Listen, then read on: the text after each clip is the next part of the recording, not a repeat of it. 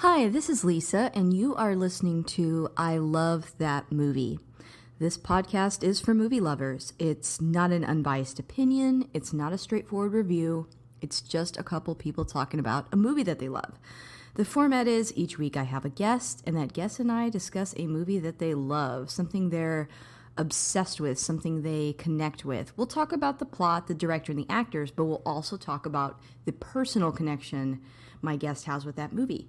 So if that sounds like something you want to listen to, keep listening.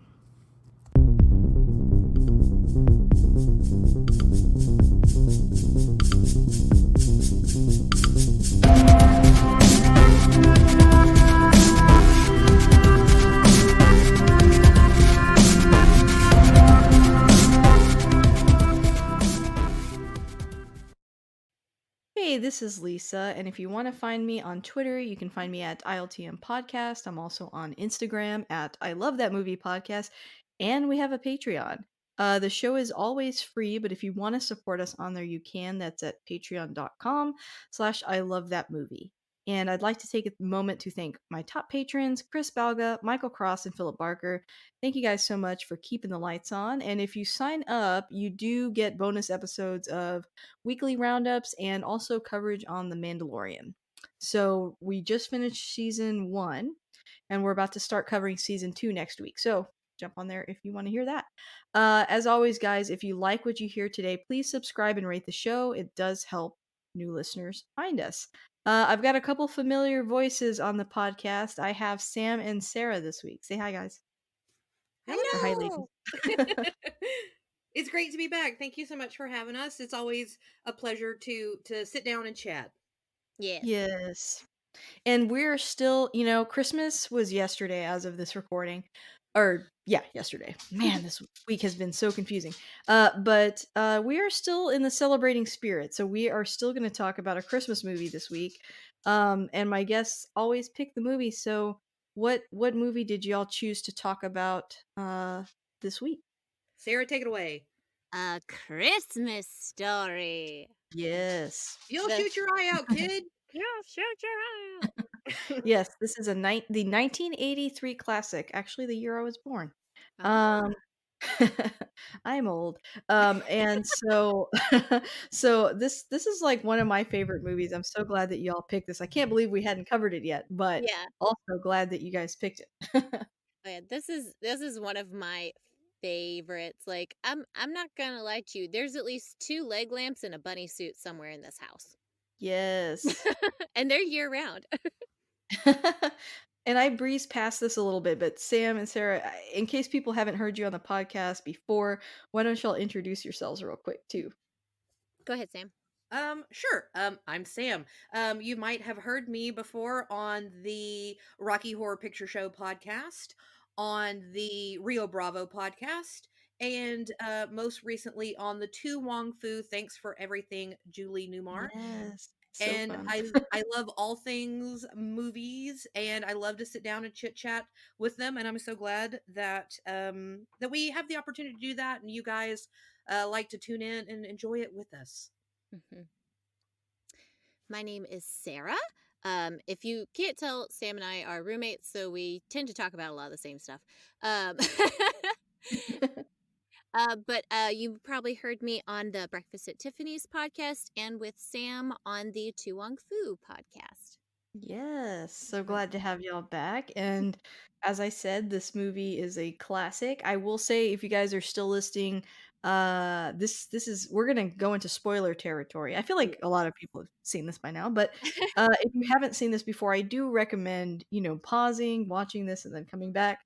And if you're back, here is the synopsis. Based on the humorous writings of author Gene Shepard, this beloved holiday movie follows the wintry exploits of youngster Ralphie Parker, who spends most of his time dodging a bully and dreaming of his ideal Christmas gift, a Red Ryder air rifle. Ruh, ruh, ruh. Frequently at odds with his cranky dad, but comforted by his doting mother, Ralphie struggles to make it to Christmas Day with his glasses and his hopes intact. um, this movie is so funny. It's like I always forget how funny it is when I revisit it. But when did y'all first see this one? I Ooh.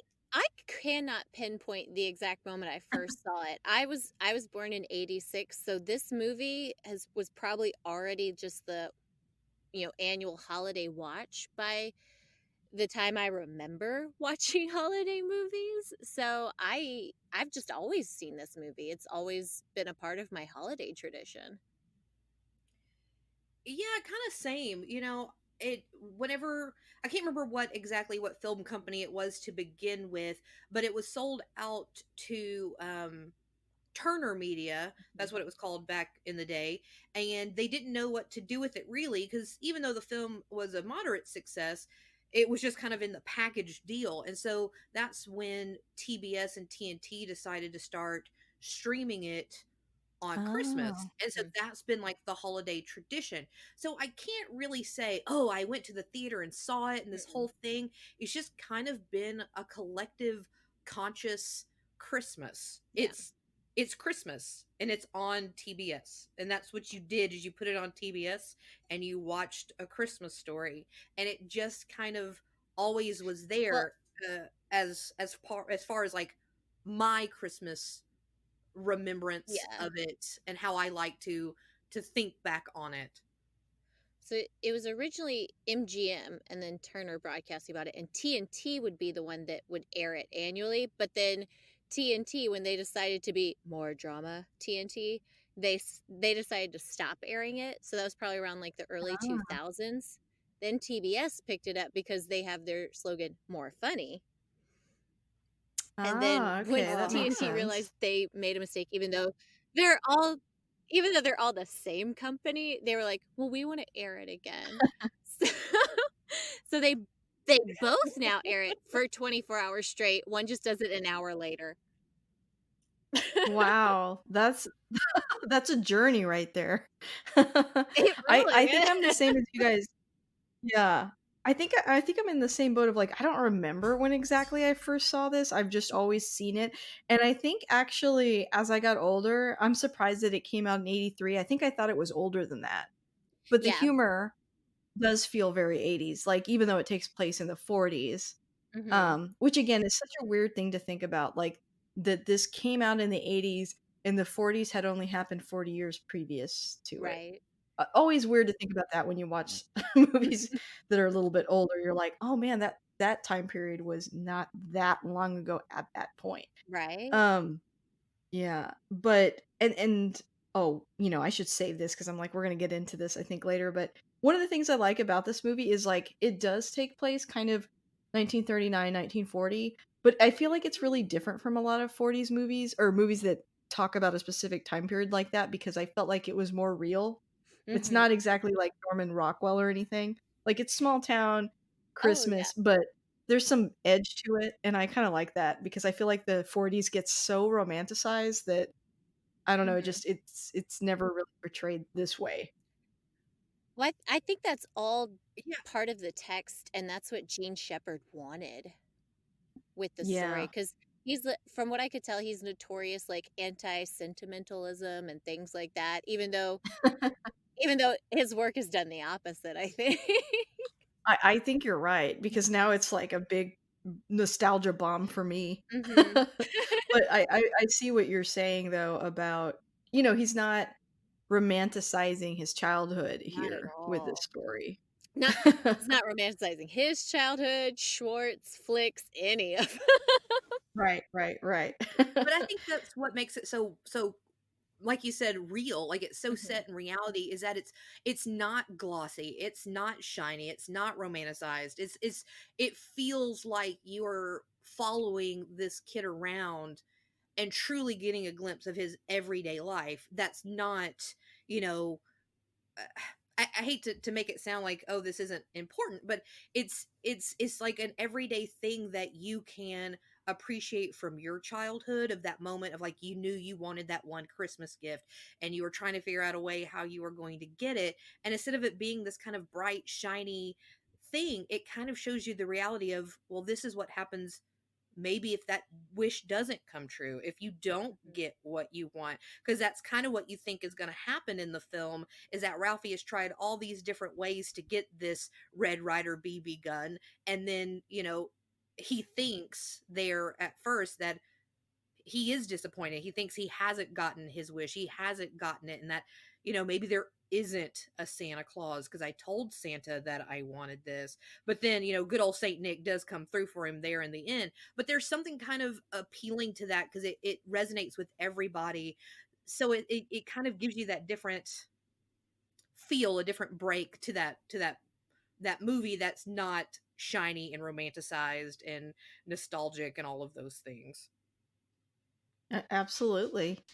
And I think next, I kind of want to touch on a couple of quick facts. And the first one that I have is that Ralphie tells three grown-ups, to your point, Sam, uh, his mother, his teacher, and Santa, that he wants that Red Ryder BB gun for Christmas. And they all turn him down. However, the one person he never thought to ask, his father, is actually the one that gets him the gift. And that's kind of, there's like a through line with the father, I think, in this movie. And I think that's really sweet that he's the one that ends up getting him that gift. We were actually, as we were winding down our 24-hour watching experience last night, I was telling Sam, I was like, you know what, I bet, like, mom probably complained to dad that Ralph even thought about wanting that BB gun, and he was just like, Yes. I'm gonna get him that gun. I think Nick told me a story one time that he wanted a rifle as a kid, and his great grandparents bought him one, much to the upset of his mother, his grandmother. Everybody was like, Nick's gonna hurt himself. He shouldn't be allowed to have one. And sure enough, he forgot to finish like cocking it one time, and it slammed on his finger and like almost broke his finger. And they were like, okay, and like took it away from him.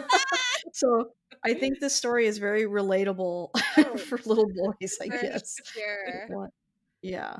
Ugh. But, the other thing that I had was that the film was released just before Thanksgiving and actually became a bit of a surprise hit. So by the time Christmas rolled around, the movie had been pulled from theaters because it had already been played out.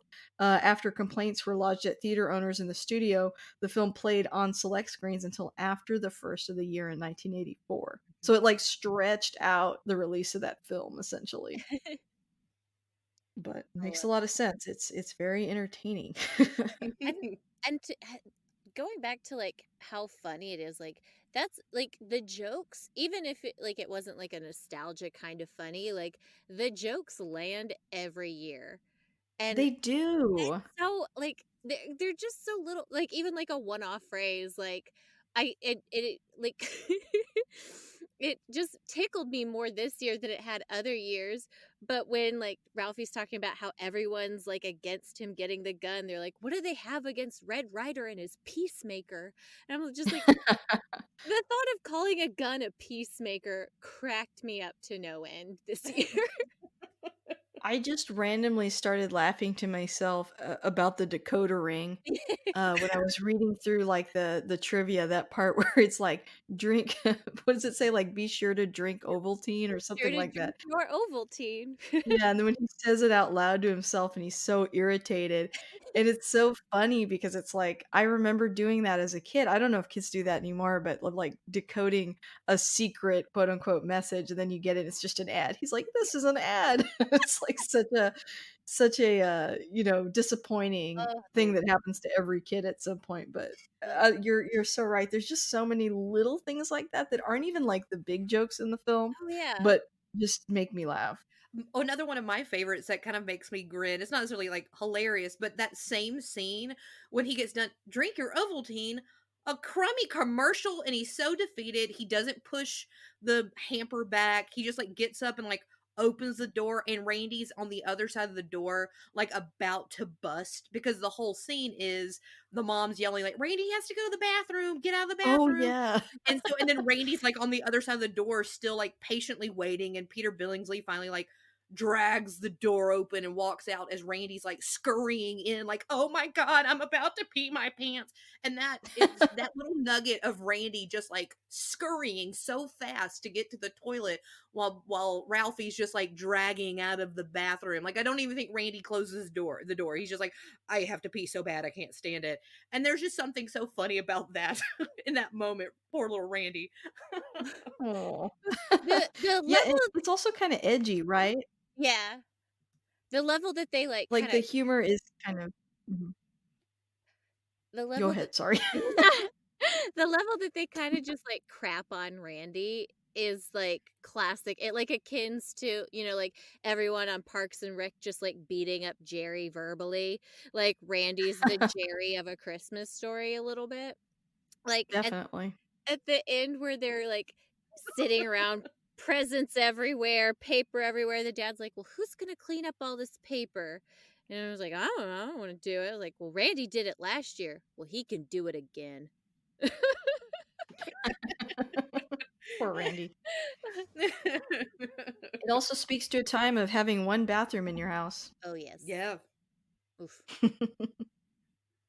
Um, there's so many good scenes, and the cast too is really good. I mean, Peter Billingsley, I'm having the hardest time saying his name today. Peter Billingsley, does such a good job as Ralphie. And then the whole movie doesn't work without such a funny kid, right? Oh, Oh, for agree. sure. Yeah, he's so perfect. Like I don't know where they could have found a better kid to be because he's got that perfect little round face.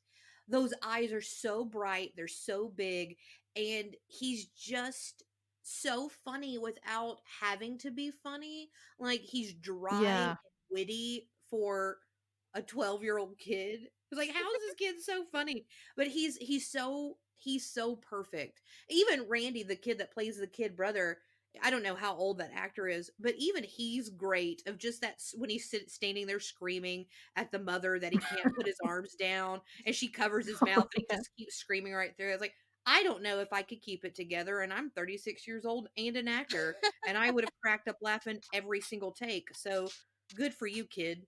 Like, Yeah, agreed.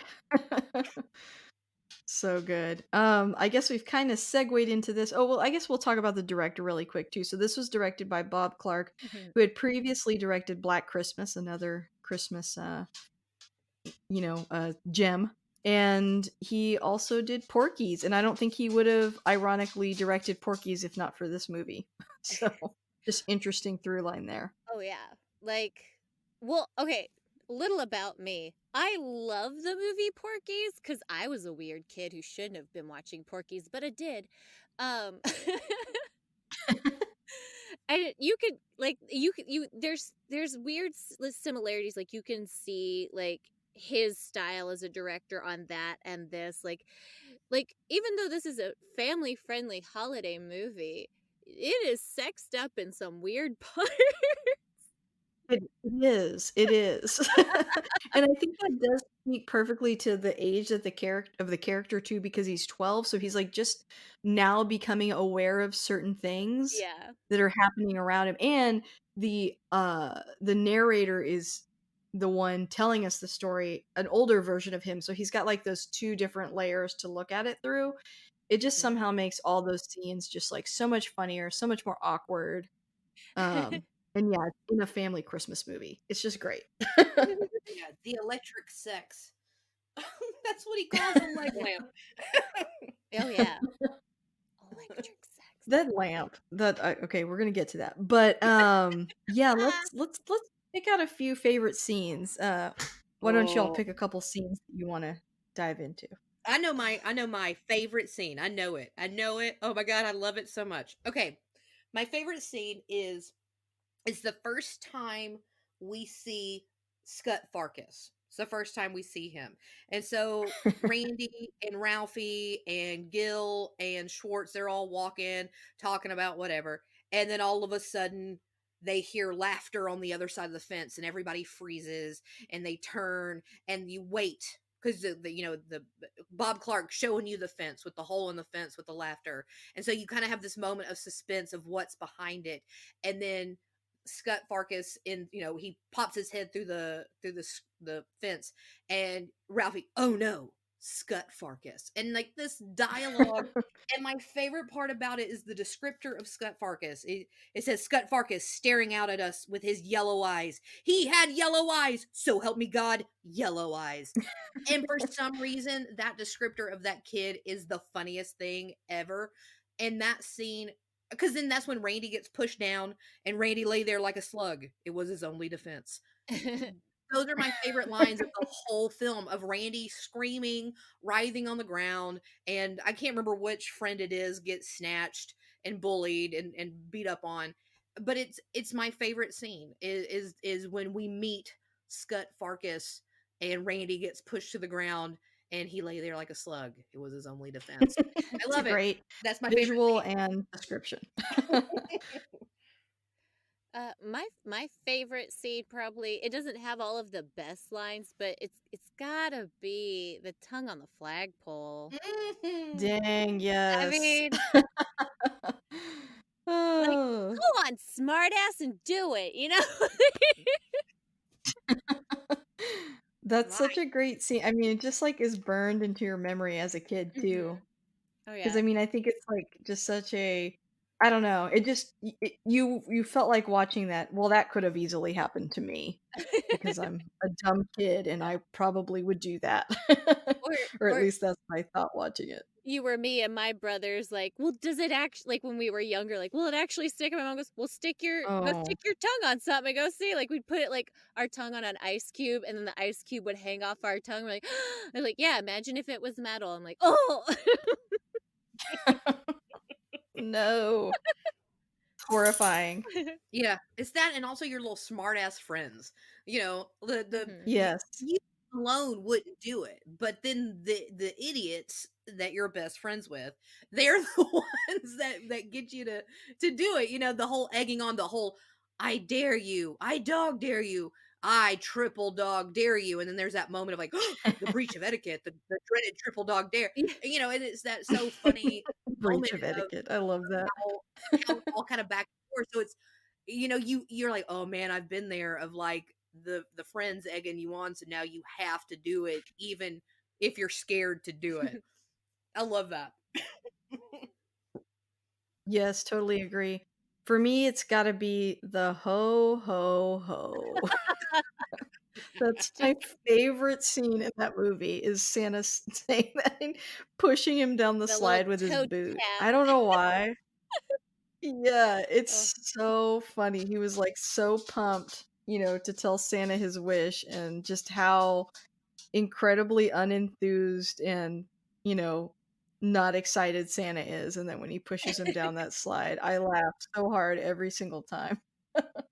well, that scene has so many great, like, build up elements of just, like, Yes. there's like, he, like, the whole, like, image of him as well, like, climbing back up the slide and, like, just spewing it all out as fast as he can, like, the whole commercial spiel, and then, like, he just, like, stops, big ol' wide-eyed, and then just, like, "Smile."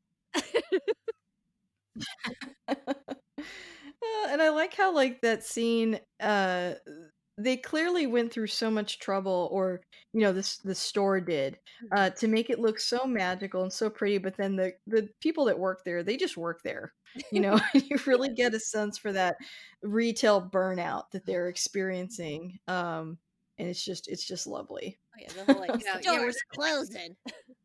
that and like they're snatching the kids and like, come on, kid, and they're just like dragging them and like throwing them in Santa's lap, and then Santa's like, tell me what you want, kid, and the kid's like, something, and like, get out of here, ho ho ho, like it's just that like there's a million kids in this line, speed it up, let's go, and everyone's like, look, it's 9 o'clock, I'm shutting this thing down because it's time to go home, so either get in line or get out, and those that one kid that's come on, kid, get in Santa's lap. I was like, oh my gosh, I couldn't do that job because I would be that person. I'd be like, "Kid, get Yeah. it together. Get in Santa's lap. Let's go." I also I also just love the whole, like, moment of, like, well, Randy gets in his lap before him, and Randy just immediately starts screaming and crying, and then there's like, "Okay, we're done here." Poor Poor Randy. Randy. What's another good scene that y'all like from the movie? also kind of personally love the flashback moments. Like, Yes. though when he's blind, because I was that kid where like, "I'll show him one day," and like like he's gone blind and his parents are just like, "No!" Ah!" Yes, that, and then also when he's the Lone Ranger, or Yes. what's the name of the guy? Well, Yeah, and yeah. I What can't are I remember if can't he's the remember the Lone name of Ranger it. or what he's or if somebody. he's What or if he's Red the no, guy he's with the not Red pink? Rider at that point. Yeah, Red Yeah, Rider. but he has that fantasy about taking those, burglars down, and they're all wearing, like, the standard burglar outfit and everything, and Yes. I really enjoyed that part. yeah. I think another one of my favorite scenes, and I think it's a lot of people's favorite scenes. It's the leg lamp, like the delivery, the unpacking. You know, because the dad's already kind of come home. Oh my god, a major award. What is it? Is it a bowling alley? And the mom's like, "How are they going to deliver you a bowling alley?" He's like, "I don't know. Maybe they'll deliver the deed or something." So he's having this moment of trying to guess what this award is, and then the box shows up, and like the first thing out of his mouth is like, "What is it?" And the guy's like, "I don't know. I'm just delivering the box." And if you know they finally get it in the house, and he's so excited that he can't even think of the word fragile, and so it's fragile, must be Yeah. Italian, which is the epitome of every dad joke that's ever been told. You will never find Yes, that is the boss dad joke. There will never be another boss dad joke. That is the kingpin of dad jokes. And for sure. you know, fragile must be Italian. And the wife just is like, that says fragile, dear. Oh, yeah, yeah, yeah. Like, oh, I knew that. And you know, just that moment of him opening the box and then the stuffing comes flying out, and you as the you know the audience, you don't know what it is either. So that moment of anticipation, and then he pulls out that damn leg, and he's like, it's a leg. And they all have a moment of just looking at it like, "Why is there a leg in a box?" And He's then like, Ralphie, of "Maybe course, it's a grabs it. statue." Yeah, Ralphie, of course, grabs it because you know, all of a sudden, he's a 12-year-old boy that's discovering that his body is changing, and, of course, he instantly reaches up and, like, grabs this little butt cheek that's on it, and it's so funny because he just, like, goes right like, he goes up the leg and, like, right to the butt cheek, and I don't think that they told them exactly what the leg lamp was going to look like. So the mom, I can't remember what her name is, Belinda something or Melinda something. Um, shame on me. That's her actual reaction to Peter Billingsley is like, no, don't touch it. Put your hand down. Like She's like, that "This was is getting scandalous." yeah, that was not like that wasn't a oh, it's in the script for you to swat your son's hand away. That was her like, okay, you're a 12-year-old kid. I don't care. We're on film. Get your hand off the leg's ass. Yes, I think both Melinda Dillon, who plays the mom, and Darren McGavin are awesome parents, and So they good. just both are great in their roles, but this lamp scene was really funny as a kid, and for some reason, it's even funnier as an adult, I think just because I'm even more aware of how hideous this lamp is. Like, how absurd that would be and how you know this is gonna become, like, a problem in their marriage of when he's gonna throw this away. It's, like, not gonna be she's not gonna put up with that for too much longer, and yeah, the fact that the kids it's become, like, this scandalous focal point for everybody just makes it funnier. Mhm. Yeah, leg lamp scene is will always and ever be one of my absolute favorite scenes because Mhm. it's just so layered in all of that just wonderful comedy of everything of the dad, the mom, Ralphie, Randy, the delivery guy. Even he's so funny in that scene. It's perfect. I like the scene too where they eat, like, the same meal in every scene. That was another thing that I read Yeah. too. Like, they eat meatloaf, like, every day, and I guess maybe that's just, you know, him remembering as a kid just not really loving everything his mom cooked, but, maybe, you know, a nostalgic version of what happened and not really she probably didn't really feed them that meal every day, but, um, Well, is Randy the one that, like, refuses to eat? he's got the whole song too where he's like, "I hate meatloaf, eat loaf, beat loaf, double beat loaf." But It's so funny how he has that line where he's like he's on, like, a hunger strike or whatever, and he, like, refuses to eat because I was like, I went through a phase when I think I was, like, 4 to 6 where I was that kid, like, we'd sit down for dinner and I'd be like, "I'm not gonna eat, I don't want it," Mhm. and my parents got so worried, they took me to a doctor, and they were like, "She's not eating," and the doctor was like, "She's just not hungry, like, she's just little and, like, she's fine." Like, they were like, "Trust me, she won't, like she'll eat if she's hungry." Yeah. And so they brought me back home very disappointed, but I had caused a lot of problems at the dinner table, refusing to eat certain things like, getting tired of chicken or something like Mhm. that, and only wanting to eat tasty snacks. So that's so relatable to me that's like kind of an unspoken thing people don't always say that there's always one kid that won't eat. Oh, yeah, I was definitely that kid and still am that kid sometimes. But yeah. I'm trying to find another scene. I mean, we don't have to go through every scene in the movie, but Eventually, like, we we can. could. Yes. Um, Something else that was pointed out when I was kind of researching this is that Ralphie believes in Santa, but he's got his own like unspoken rules about Santa because he cared a lot to tell Santa what he wanted at the store. However, he doesn't seem super interested in the Santa at the parade. So Yeah. I think that's another weird Santa thing where I guess kids, we had to come up with our own rules because nobody sets those parameters, but he just decided, like, the mall Santa is the real Santa because I told him what I needed. Mhm. And Well, what's I just thought that also was what's also interesting in that scene is, like, in the talking kind of flashback memory is he says, "Oh, it's the same exact thing as last year."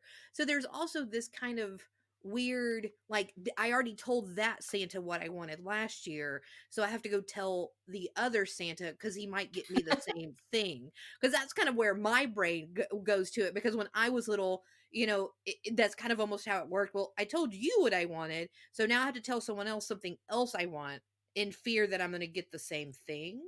And so maybe that's kind of where it's coming from. I mean, I'm just well, kind of there's going off of like the idea where he's like, it's the same as last year. I can't tell that Santa what I want because it's the same Santa. I have to go tell a different Santa. well, there's also that fun little moment that because I was thinking about that same point you made, Lisa, about like, well, yeah, he didn't care about the parade Santa like at all. And like watching it this year, like it kind of stood out a little bit more that like when they finally meet up with their parents after the ho ho ho, the dad's like, "Well, did you tell Santa what you want?" I was like, "Well, yeah, but I don't know." He's like, "Oh, he knows. He always knows. So Dad's Santa, you guys." very true, and I think too the character is at that age where he's like, "I kinda don't believe it, but I also can't risk not getting the rifle." Mhm. So I'm gonna play along because I need to get that gun, however I can get it. So, like, I think part of it is, like, some self-deception. I mean, when you really, really want this one present so bad, you're willing to Mhm. do that. This has sort of become, I guess, a little bit of a tradition in my household. We didn't do it this year, but, I always really love the scene where they end up at the Chinese restaurant Mhm. also. Possibly a little problematic today, but At aside from that at yeah, least they're actually Asian actors. this is true. Well, that you know what? Actually, Her reaction that's a to big eating plus. that duck is shocking, but Mhm. I feel like people nowadays understand that duck is delicious, and decadent, so they should be very amped about it. Well, the only Um, reason I think they were taken aback by the duck is just because of the head on the duck. this is true, Mhm. yeah. This is something that you do see in a lot of other markets, Mhm. but in American markets, we've really been censored from ever finding out that it used to be an animal. Yes. Because I've shown, like, similar horrifying imagery to coworkers before of, meals that are, like, native to my culture. Mhm. Like, I'm thinking specifically of, we eat, cabrito, which is like young goat, which sounds strange, but it tastes great. But they, like, cook it by putting it on these sticks and, like, smoking it or roasting it for hours and hours and hours, but it looks I mean, it looks like an animal. on sticks. And I remember showing it one time to a coworker at my old job, and she was, like, horrified, and it's made me laugh because I'm like, "You're so not used to seeing this, ha, ha, ha," kinda Mhm. thing, but Yeah. Yeah. I enjoyed freaking people out. So I think that maybe that's another reason why I like that scene, but also, like, like, me and Nick and my dad, typically, our Christmas tradition was, like, he doesn't I mean, he can cook and I can cook, but we just always did that. We would do Chinese takeout on Mm, Christmas. nice. The rest of my family, like, cooks, like, a big meal, and we didn't do it this year, but, yeah, we usually drive around trying to find one that's open and do that. So, I think we adopted that from this movie. Yeah, I think that's a really great thing because I've heard that almost my entire life that a lot of people go out for Chinese food on the holiday. Like that's just like a big market even of like, oh yeah, Chinese restaurants they make a lot of money on Christmas, like Christmas Eve, Christmas Day. And I was like, what? Yeah. When did I would not have, me thinking about it because we're kind of rather traditional and like, we're going to have a ham or a turkey or a roast or whatever. But yeah, that's very interesting, and this movie does kind of, like, shine light on it, because I love even that moment of, like, we were introduced to the Chinese what does he call it? The Chinese turkey? Yeah. Yeah, the Chinese turkey, of course, and it's the duck, and that's kind of almost this beloved Christmas tradition for them. So, yeah, it's very interesting that moment of that duck coming out from that kitchen with its face still on, smiling at me. Yeah. I know in New York, Chinese takeout is a big thing for people that don't celebrate Christmas. Like, Mhm, if you're Jewish, a lot of people do the Chinese food instead of cooking a big Christmas dinner, mhm. and that's understandable too. But yeah, also randomly, pizza delivery is really big around the holidays. Oh, yeah. When you're tired of your leftovers and you're like, okay, I'm just gonna eat pizza. So I have to say it. No one's talked about the pink nightmare yet. Oh, the pink nightmare. Uh, well, we were talking about this year too, like, that aunt doesn't give Randy anything for Christmas that we know of. Oh, no, poor Randy. He Yeah, like, really Aunt gets the Clara raw end of the brings stick all or wrong end of the stick all the time. yeah, Aunt Clara only cares about Ralphie being a four-year-old girl. She doesn't even, like, register Randy even exist. And it could be, like, she still thinks like, Ralphie is perpetually 4 years old, so in her mind, Randy hasn't been born yet, you know? And it's very hard. I will sympathize with the aunt a little bit. It can be hard to buy gifts for kids. You're trying to Oh, guess what especially if you don't have children, it becomes like a mystery. It's like, I don't know, all kids like Legos, right? Like, it's mhm. hard to but I would not, no little boy is gonna wanna wear No. that. I'm Although now, probably, my my because of this movie. my boyfriend's nephew, like, last year, I thought he's still pretty young, so I thought, like, "Oh, I know, I thought I got him a winning gift last year." Like, he likes cars, he likes Nerf guns. I got him a gun that shoots cars. And so I was like, That's "Yes, awesome. I'm gonna win Christmas. This is gonna be great." He opened it up, he's like, "What's the point of this?" I'm like, "Oh, no." You're like, "Well, what's the point of any toy?" Right? It's hard to tell as an adult. So he I didn't even, like, attempt to buy him toys this year. I was like, "You're getting gift cards, kid. Like, I'm not even gonna That's what they want anyways. Yeah. I was like, "I'm not having my heart broken again this year." I remember the year that I got a gift that was not the right age. I think they were Princess Jasmine pajamas from my grandma, and I was super embarrassed How when how my mom old was were like, "Put you? them on." Well, I feel like that movie came out when I was, like, 8, so maybe closer to Ralphie's age, and one thing that always was a really big problem, just personally as a kid, was I was, like, I'm still, like, 5'1", so I was always little, so that also played into why my gifts ended up always seeming like they're for younger kids, and I looked younger, Mhm. and so, my mom made me put it on in front of her kinda like this, and she laughed at me because it did look silly. I was, like, 12 years old and wearing it, and I was like, "Tell grandma I don't want this anymore." It's, like, dramatic. "Stop sending me Princess Jasmine I PJs." don't want to. I feel like I'd wear them now though, so I don't know why I was so dramatic then. I re Sounds kinda cool. I remember the year I broke my mother's heart at Christmas, like, I was in junior high too, so I was like, "Ugh, mom, do better."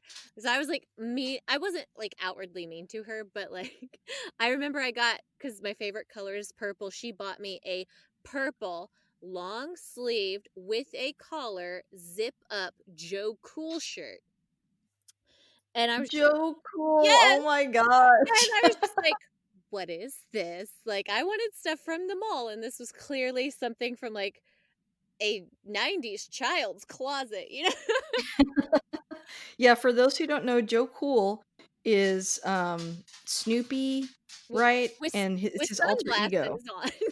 Yeah, with Yeah, sunglasses on, it's yep. literally just him with sunglasses on and a shirt that says Joe Cool. Yeah, and it wasn't, like, a small Joe Cool, like, he was, like, taking up half of the shirt. And so I was just like, "Where am I supposed to wear this? Like, I can't be seen in public in this." But I didn't say any of that to my mom, but for, like, a class, like, busy work project, you were supposed to say, like, "What did you get for Christmas?" And I remember for the class project writing, like, I got a lame shirt that I'm never going to wear, and then my mom checked my homework. No! Oh, no. And from that she still brings this up to this day, she was like, "I'm not I buying love you it. clothes anymore."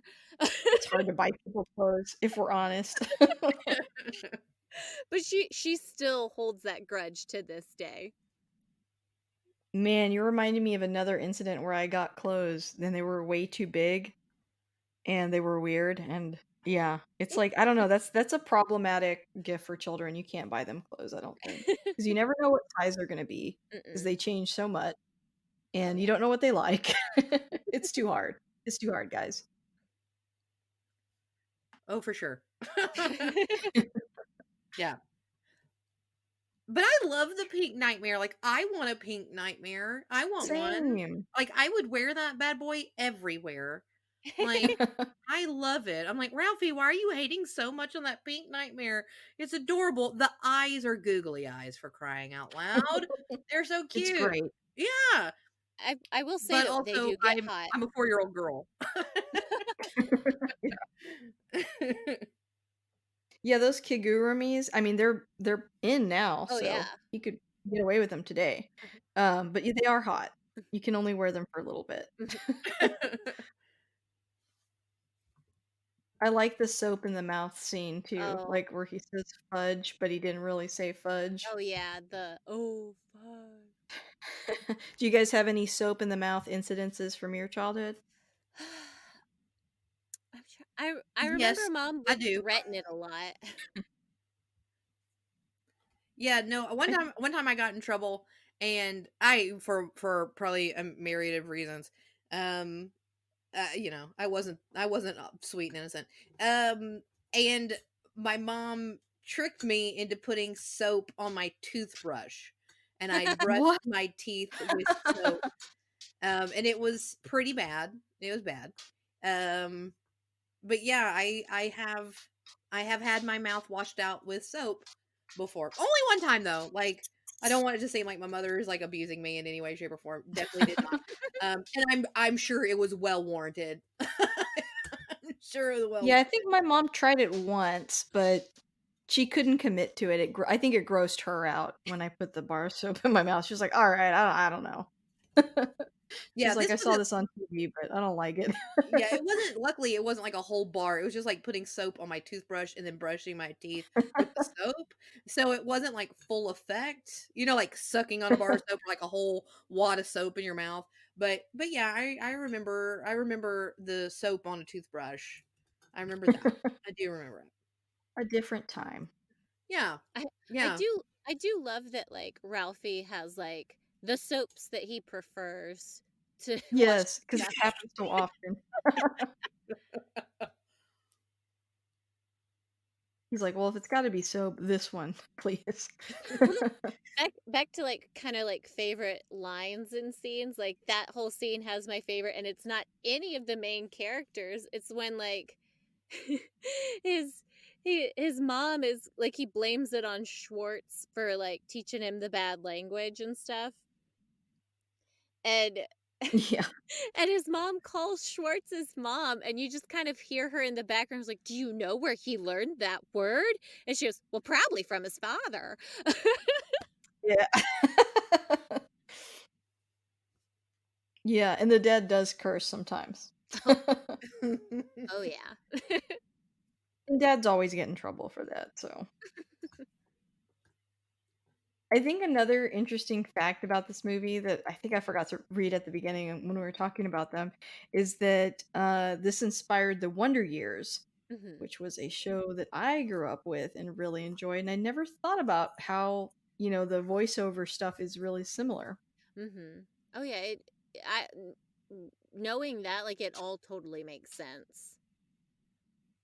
Yeah. And then, for some of our younger listeners, you're probably more familiar with, Boy Meets World, which was Fred Savage's younger brother. So Mhm. they kinda kept it going. It's a little different, but yeah, I was like, "Oh, I really loved The Wonder Years" when I was little. I love the Wonder I was Years. kinda, like, a little too young to watch it, but I liked it a lot. It had that same kind of feel, like, just, like, not only the voiceover by the adult self looking back, but, like, that sense of nostalgia for a time period, but it was also kind of, like, grounded in realness. Mhm. Yeah, and also in that one too, I remember they kind of humanize the dad a lot because I think there's, kind of a similar thing. It's a different era, but it's like a similar thing of like the dad being kind of a little bit colder and more distant and not as involved as the mom. The mom like raises the children, Mhm. but they always made sure to kind of sort of soften the dad a little bit and put in some like, oh, as an adult, I realized like how much he loved me. Yeah. And they kind of do that, I think, in this movie with his dad ultimately being the one that buys him the gift. Mhm. And just knowing, like, this is not like a fact, but I just thought, like, well, that's kind of a fun coincidence when I learned that about the Wonder Years tie-in. Like, the voice of adult Kevin in Wonder Years is Daniel Stern, famously of the Wet Bandits and Home Alone, which also has Joe Pesci just constantly cursing throughout a child's film without actually cursing, like the dad in A Christmas Story. Very true, very true. Something you don't even notice when you're a kid, and Yes. as an adult, you're like, "That's pretty masterful," especially for Joe Pesci because, I mean, Joe Pesci. the man loves to curse. Yeah, Not but not to yeah. get on the topic of another film, but one of my favorite things about Home Alone is that Joe Pesci created that bit of gibberish and, like, Yeah. rehearsed it because Yes. he didn't want to curse, and he's like, "I'm gonna curse unless I figure out a way not to curse," and so he trained himself on that, like, gibberish that he created for Home Alone, which I think is really, like, very lovely and sweet, and also to show you how great of an actor Joe Pesci really is, because for some reason, Mhm. no one wants to put him in the pantheon of great actors. I'm like, "Y'all need to quit sleeping on Joe Pesci, he's great." Like, Agreed, come on. agreed. Were there any other scenes that we haven't touched on yet that are some favorites of y'all? I part of me being a kid that was picked on occasion in school, the moment Ralphie lays into Scott Farkus, just chef Yes. kiss perfect. Like, we all wanted to be that kid. Very, very true, Mhm. and I can relate to that as well. Especially since I had glasses, like, starting at age 4, I think that's another Oh. reason why I really liked this kid, because I was like, I always had glasses, and that was always a problem even back then. Mhm. Yeah, just the whole, like, just hit, like, you getting on top of the person who's tormented you, who's driven you, like, maddeningly insane, like, for what feels to you like a lifetime, I'm sure. It's And probably a year, but yeah, yeah, feels like forever. and just, like, just laying into this kid, and everyone's like, "What is happening right?"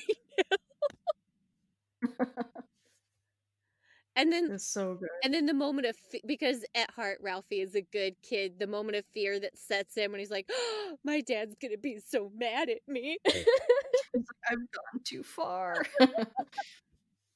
But yeah, there's even that really lovely bit that comes from that of, he's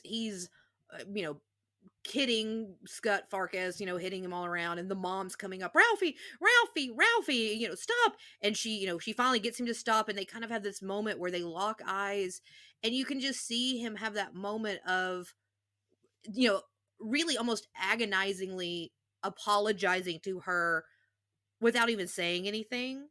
That Mhm. Yeah, moment 'cause just he's that comes that's not over his his nature. yeah, because he's sweet, he's a sweet kid, and he just kinda has that moment, and, like, that's, I think, when they have the understanding of, the mom's not gonna end up telling the dad, and kind of how that moment happens of, I think the mom completely understands as well because, let's be honest, she's a late 1930s, 1940s housewife that has her own demons to want to beat people up, but don't get to.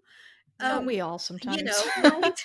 And so, there's that really great moment of when Ralphie just looks at her and it's almost like they see each other for the first time.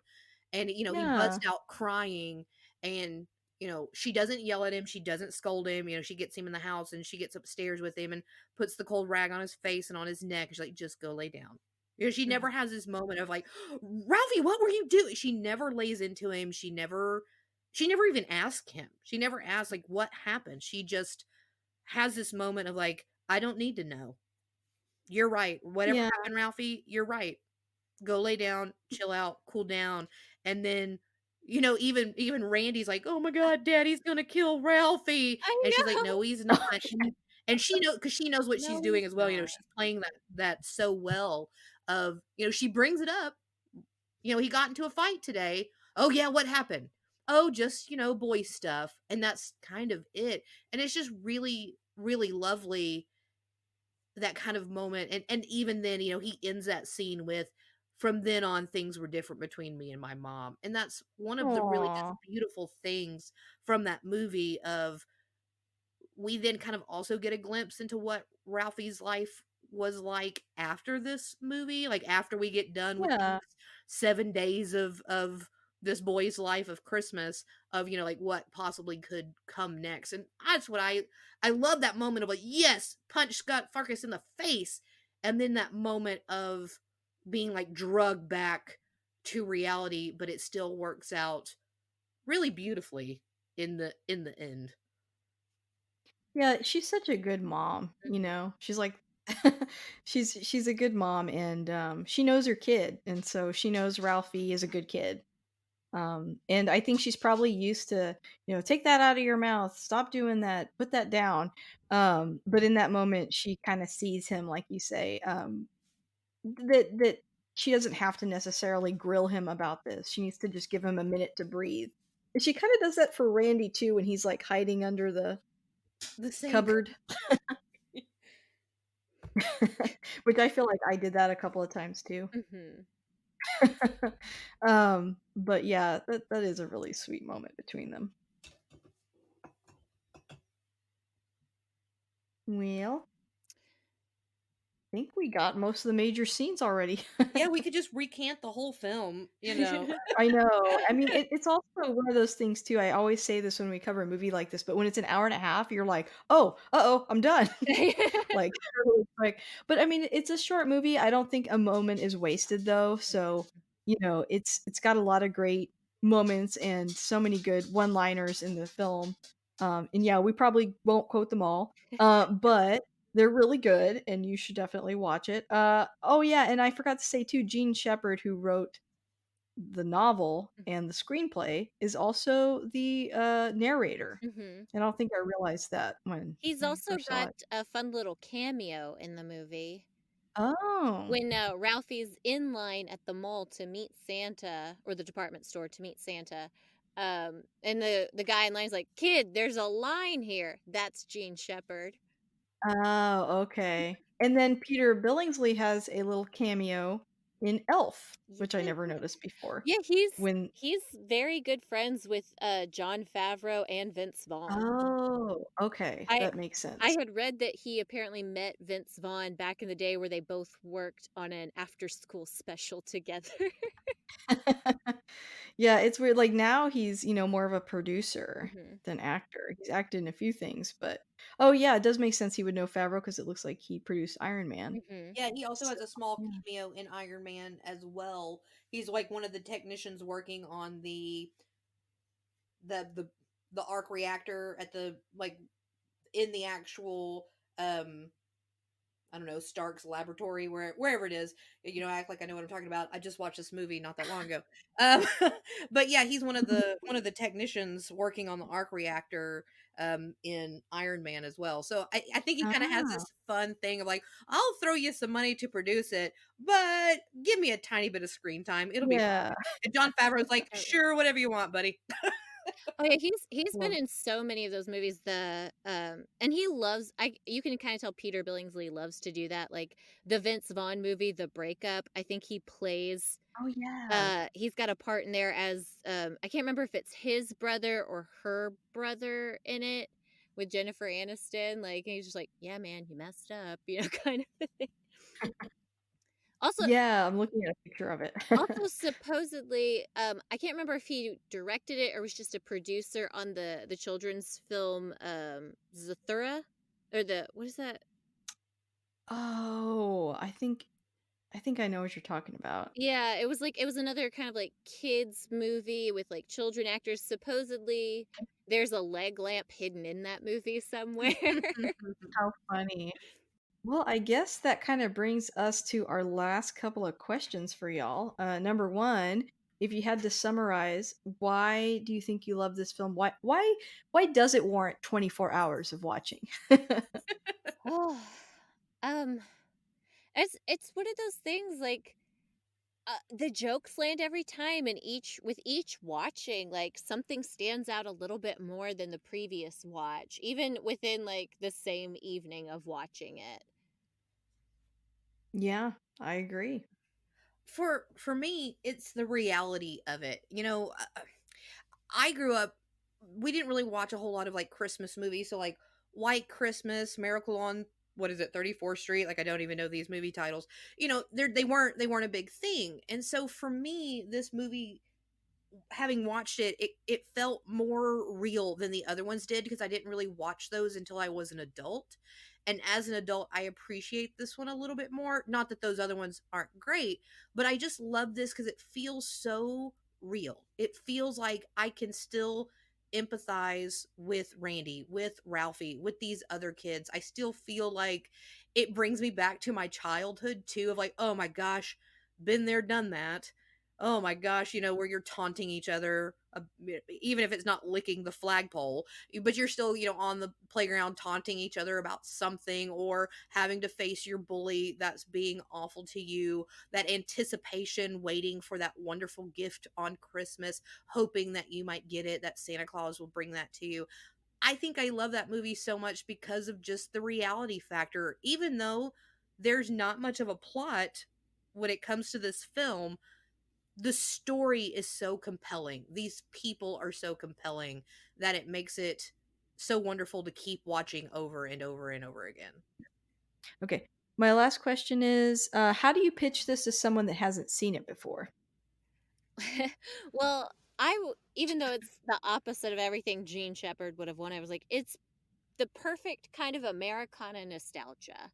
Like, it's not Definitely. glamorous, it's not, I mean, but it has those elements of, like, there's whimsy, there's, the glitter of the idea of the perfect Christmas present, like, if especially, people who, aren't from America, if you wanna understand, like, an American Christmas of a certain extent, watch this movie. I say that also going in, like, there's a, Facebook group that Sam and I are on, that's about weird secondhand finds from thrift stores, and Ah. people will just post, like, items that they found, and everyone loves to post their leg lamp items that they find. And it's so funny that there are people who aren't in that group because it's an international group, um, who have never seen A Christmas Story, never even heard of it, and when people are posting it, they won't say, "Oh, I found" they're just like, "Look at what I found, isn't this amazing?" And everyone's like, "What is that? What is that from?" And everyone's constantly having to introduce and explain A Christmas Story to people who aren't American. That's true. I had not thought about that. It's But it's one yeah, I agree with you. I think I would say, like, this is a very nostalgic movie. I think it's surprisingly funny, as I said before, and I think the jokes still land, so Mhm. that definitely helps too. But yeah, whether it was intentional or not, it has become, yeah, a little slice of Americana. Like you said, not 100% romanticized, but still, nostalgic enough. Mhm. Yeah, I would agree. I would tell someone like if you were ever a kid that you wished for that one special Christmas gift that you can remember, like you were like the thing I want. Then if you can remember that Christmas, then you should watch this movie because it will give you all the feels about that. It really will. It'll bring you back to that time of when you wanted that thing, that particular um item that you wanted so bad for Christmas. And it does encapsulates, like you said, the American Christmas, the Americana Christmas of the hopes and dreams and wishes that you hope come true at Christmas time. Absolutely. Well, guys, thank you so much for coming back on and talking about this movie. This was super fun, and it's just like a really fun movie to discuss, I think. Almost everybody loves this one. I love it, and I also, for those who love it as much as I do, I wanna give a recommendation of something else to watch. Oh, go ahead. So, as you may have seen, there are sequels, I'm doing air quotes, sequels of A Christmas Story that are not related to Bob Clark, Gene Shepherd, anything like that. I don't recommend watching any of those. I do, however, recommend watching the true sequel to A Christmas Story, My Summer Story. Oh, I did not know that. Yes, it came out in 1994, and I love this movie. I don't know if it's streaming anywhere, but find it, watch it. It takes place the summer after A Christmas Story. Charles Grodin plays the father, Mary Steenburgen plays the mother, and Kieran Culkin is Ralphie. Kieran Culkin. Wow. Yes, and it's Okay. so good, like, they go to the World's Fair in it, the whole thing is, like, Ralphie has to get, like, the spinning top to beat to play against these kids, like, that's the whole big thing is, like, "I've gotta get the best top so I can play this," and it's the mom has a bigger kinda story in it, you get more of the town and everything, like, we actually see the Bumpuses in My Summer Story, like, the famed, like, hound-clad family of just what are quote unquote "white trash people" who live next door, but you see these hillbilly bumpkins that are the Bumpuses, and I it's such a funny movie, and if you get a chance, if you love A Christmas Story, I highly recommend the true sequel, My Summer Story. Okay, we'll have to check that out. Awesome. Well, thank you guys so much for coming on. Oh, it's also got Mary Steenburgen in it. So Yes. that's kind of cool. Mhm. Okay, I was looking at pictures. Well, it was so nice having y'all back, and I hope to have y'all again soon. You're gonna have to pick another movie. We should finally do. Is it Dracula 2000, You're 3000? Oh. close. It's Transylvania 6 5000. Man, I just made up a different title, but they should make that movie too. Well, awesome. Yeah, we need to finally cover that one too, Mhm. for sure. All Absolutely. right, y'all. Thank y'all so much. Thank you. Bye bye, listeners.